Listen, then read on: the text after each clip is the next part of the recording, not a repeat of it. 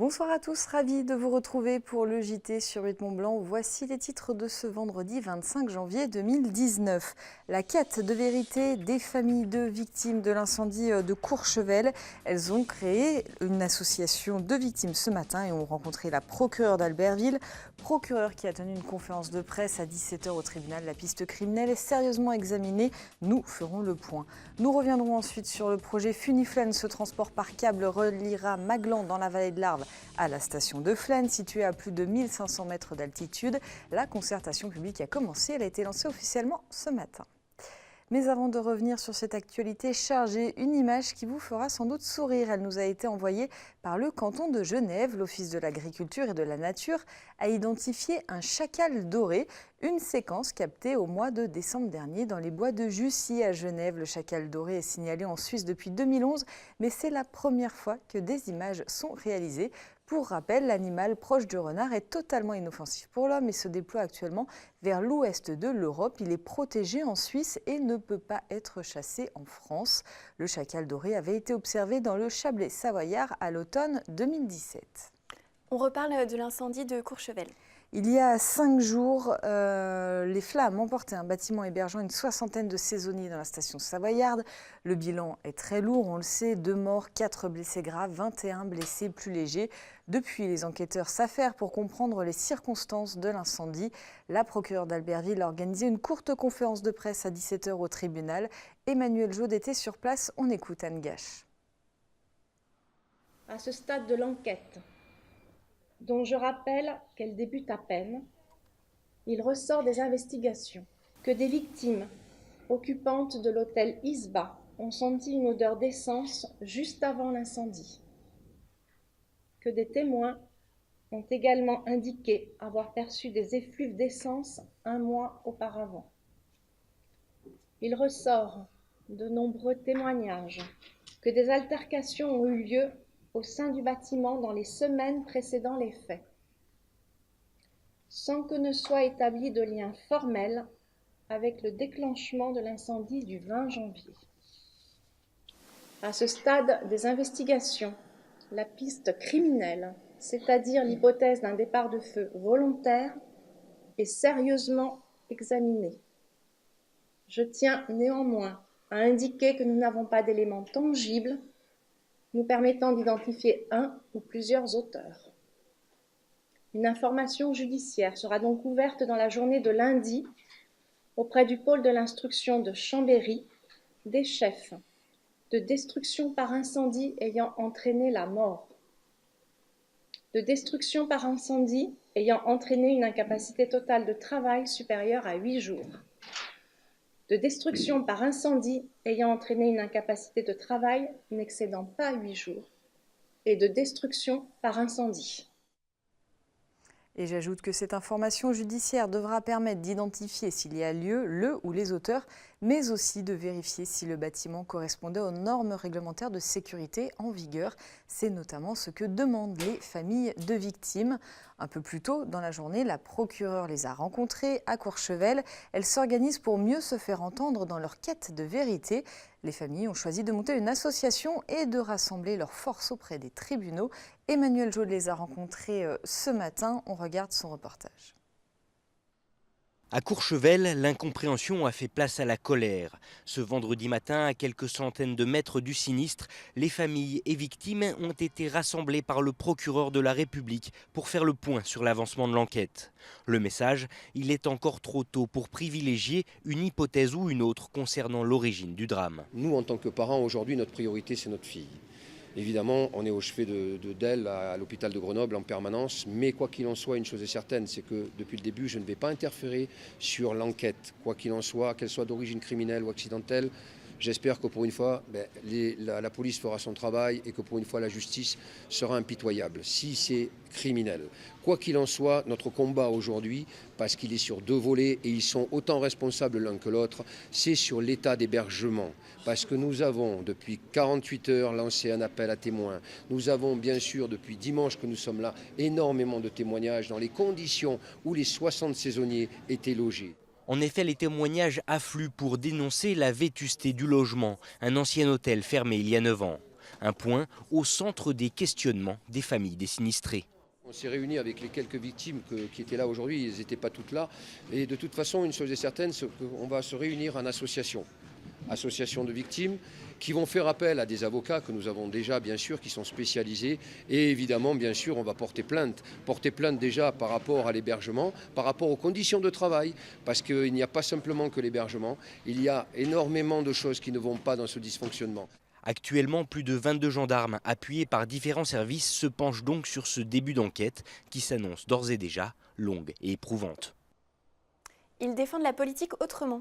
Fondé le 7 novembre dernier à l'initiative de Raphaël Glucksmann, Claire Nouvian ou encore Thomas Porcher, le mouvement Place Publique a désormais une antenne au Savoyarde avec comme référent Denis Dupertuis, conseiller municipal d'Hiver Gauche à Annecy.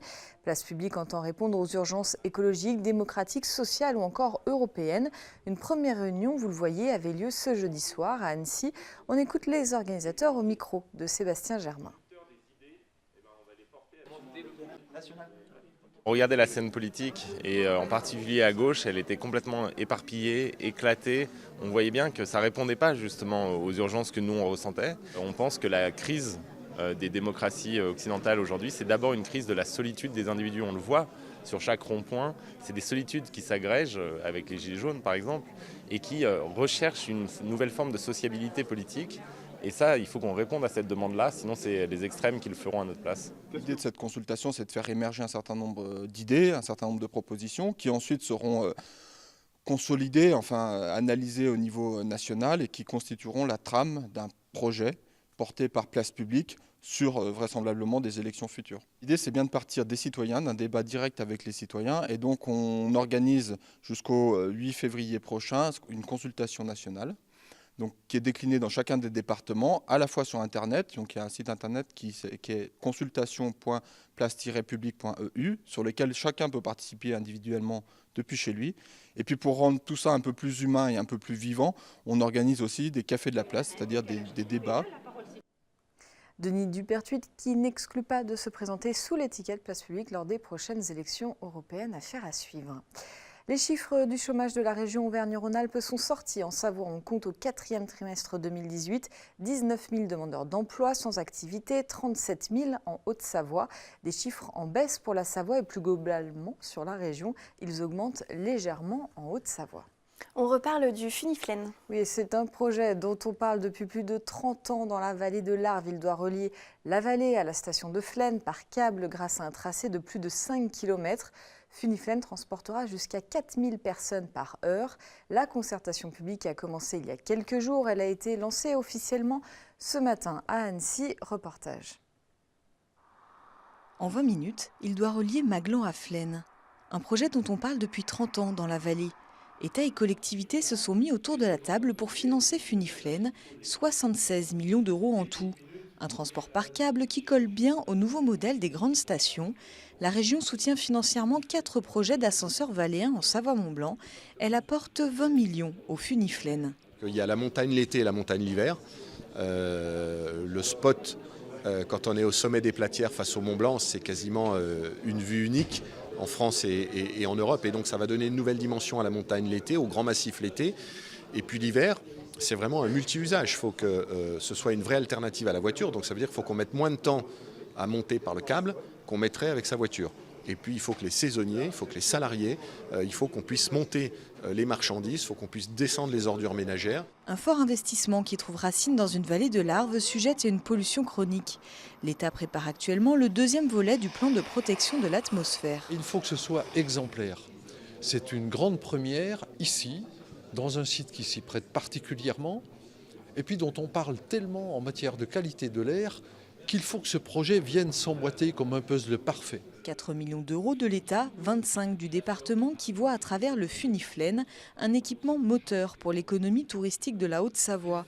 Le tracé choisi, longtemps discuté, privilégie ainsi Flaine, situé à plus de 1500 mètres d'altitude.